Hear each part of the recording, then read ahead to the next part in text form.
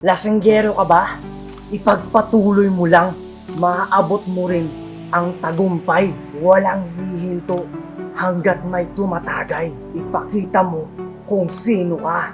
Walang tatalo sa'yo dahil ikaw ang bida. Kahit may pamilya ka, huwag mo silang isipin. Dahil ikaw ang bida sa gabing ito kay ina mo. Pag may chicks o pogi, magpakitang gilas ka lalo. Ipagmalaki mo kung sino ka. Lagi mong tandaan na dapat ikaw ang bida sa kwentuhan. Pag may nagsalita, putulin mo at sabihin mo, mas magaling kang hayop ka. King ina mo, hampasin kita ng bote. Kahit wala kang ambag, sumama ka at sulitin mo dahil libre. King ina mo. At sa mga ginawang kanin yung pulutan, king ina mo, tuhugin kita ng barbecue stick eh. Kahit hindi ka manginginom, magyaya ka. Pre, painom ka naman. At pag nasa lamesa na, magpasimple ka ng tagay.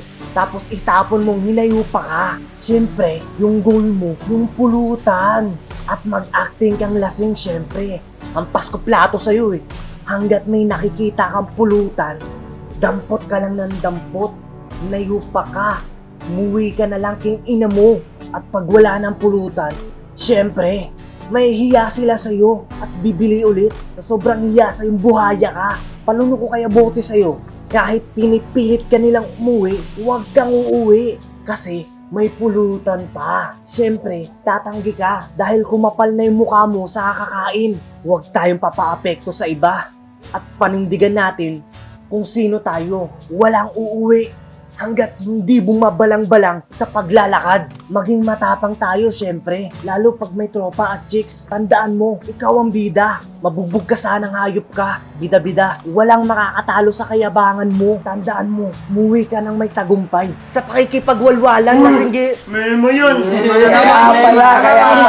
Huwag ka maniwala dyan, sabi niya Piling malakas ka na naman mag-inom ah. Anong kakalokohan yan? Huwag ka maniwala dyan, sabi niya magpapahinga lang siya. Ayun, humiga, nagsapa. Namahinga na. Memo yan! Nakita ka. Kailan yun? Ha? Kagabi! Kagabi lang. Kagabi lang yan, inom. Tinayo mo na naman yung sarili mo dyan sa camera para sabihin matibay ka sa inuman. Susuot ka pa ng ganyan, kala mo, di lasinggero, alis niya yan. Malakas mo nga. Memo to. Sabi mo magpapahinga ka lang. Sarap. Malakas din yung pulutan eh. Sarap daw ng Ubos mani. kagabi. Hindi niya alam ding-dong yung pulutan natin. Ding na ubos. Uy, wait.